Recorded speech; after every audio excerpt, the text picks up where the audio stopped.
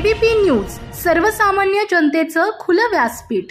पाथर्डी तालुक्यात मागील 2 दिवसात झालेल्या अतिवृष्टी व ढगफुटी सदृश पावसामुळे शेती, जनावरे, घरे तसेच मानवी जीविताचे मोठ्या प्रमाणावर नुकसान झाले आहे। यापूर्वी कधीही न झालेला असा पाऊस झाल्याने नागरिक हवालदिल झाले असून नुकसानीचा नेमका आकडा समोर येण्यासाठी काही दिवस लागणार आहेत। तालुक्यात एकूण 49,000 हेक्टर क्षेत्रावरील तब्बल 69,000 शेतकऱ्यांच्या शेती पिकाचे नुकसान झाले आहे। याशिवाय 34 गायी, 250 कोंबड्या, 50 शेळ्या, 25 करडी मृत्युमुखी पडली असून 26 घरांची पडझड झाली आहे। तसेच 2 नागरिकांचा पाण्यात वाहून जाण्याने दुर्दैवी मृत्यू झाला आहे। या गंभीर परिस्थितीत जलसंपदा तथा पालकमंत्री नामदार राधाकृष्ण विखे पाटील यांनी तालुक्यातील करंजी, तिसेगाव, कासार, पिंपळगाव आदी गावांना भेट देऊन नुकसानीची पाहणी केली व पीडित नागरिकांना दिलासा दिला। ते म्हणाले की नदी ओढ्यांचे प्रवाह बदलल्याने आणि अतिक्रमणामुळे पूरग्रस्त स्थिती निर्माण झाली। भविष्यात असे प्रकार घडू नयेत म्हणून पावसाळ्यानंतर अतिक्रमण हटवण्याची मोहीम राबवण्याचे आदेश देण्यात आले आहेत। एबीपी न्यूज नेटवर्कसाठी प्रतिनिधी राहुल फुंदे। अतिशय दुर्दैव अशा घटना आहे। तर म्हणजे एक नवीन पॅटर्न, वेदर पॅटर्न सुरू झालेला आहे ढगफुटीचा। त्यातून जे अनेक पण आपल्याच भागात नाही तर संपूर्ण देशभरामध्ये सुद्धा, उत्तर हिंदुस्थानात सुद्धा जो त्या प्रचंड प्रलय आला आहे त्याची परिस्थिती आता रोज येते आपल्याला। आता पाथर्डी तालुक्यात मला वाटतं 100 वर्षात नाही एवढा पाणी या भागात आलं असं ग्रामस्थ सांगतायत। तलाव फुटले, रस्ते वाहून गेले, आता मोठ्या प्रमाणात जे नाले आहेत, ओढे आहेत, त्याच्यावर पाणी येत नाही म्हणून लोकांनी अतिक्रमण केलेली आहेत। त्याचा एक परिणाम मोठ्या प्रमाणात घरामध्ये पाणी घुसण्याचा आणि अशा या सगळ्या जी काही वाताहत झालेली आहे, म्हणजे शेतीची असेल, दुकानांची असेल, या बाबतीमध्ये तर शासन स्तरावरून पंचनामे करण्याची सूचना आपण दिलेली आहे। परंतु एक नैसर्गिक आपत्ती अतिशय मोठी होती।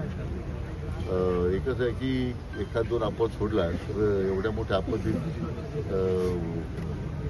प्राणहानी कुठं झाली दिसत नाही, झाले नाही, आपलं सगळ्यांचं सुदैव आहे। सर, जिल्ह्यामध्ये एकूण किती हेक्टर क्षेत्र पाण्याखाली गेलेलं आहे? कोणती कोणती पिके नष्ट झालेली? प्राथमिक माहिती काय सर?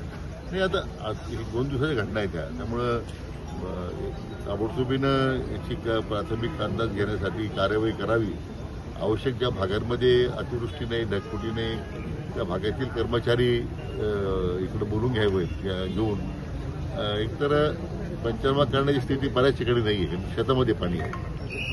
त्याचा विचार करून आता त्या भागातील सरसकट पंचनामे करावेत अशा प्रकारच्या सूचना मी जिल्हाधिकाऱ्यांना दिलेल्या आहेत। आणि पण मी म्हटल्याप्रमाणे एकदा पूर्णतः जी आता आकडेवारी समोर आलेली आहे प्राथमिक आहे, साधारण 94,000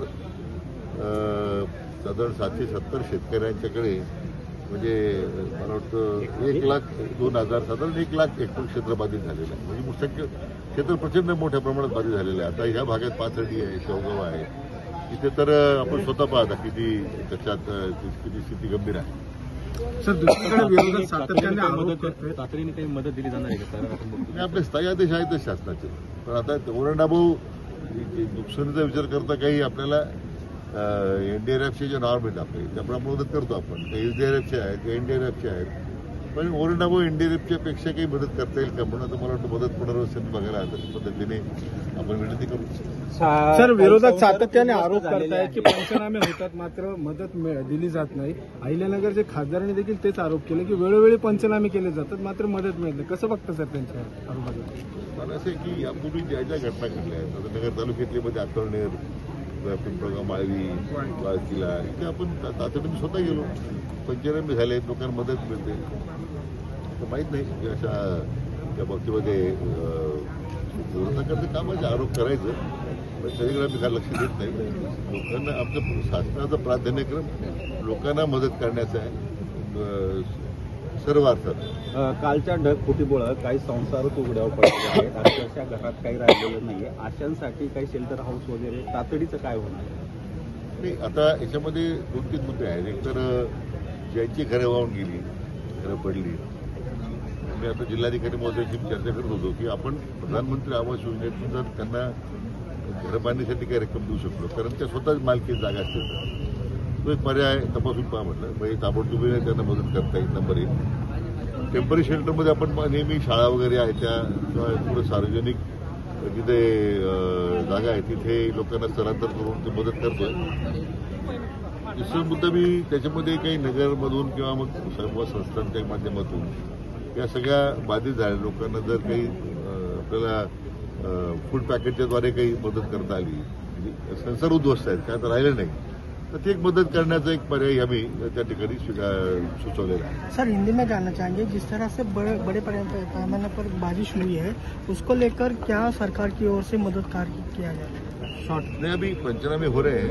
जो कि सरकार के स्टैंडिंग ऑर्डर्स होते हैं, हम एनडीआरएफ के नॉर्म्स फॉलो करते हैं. उसके तहत लोगों को मदद में जो मुआवजा है वो दिया जाएगा. अभी तो दुर्भाग्यपूर्ण बात है कि इतनी बड़ी मात्रा में बारिश आई,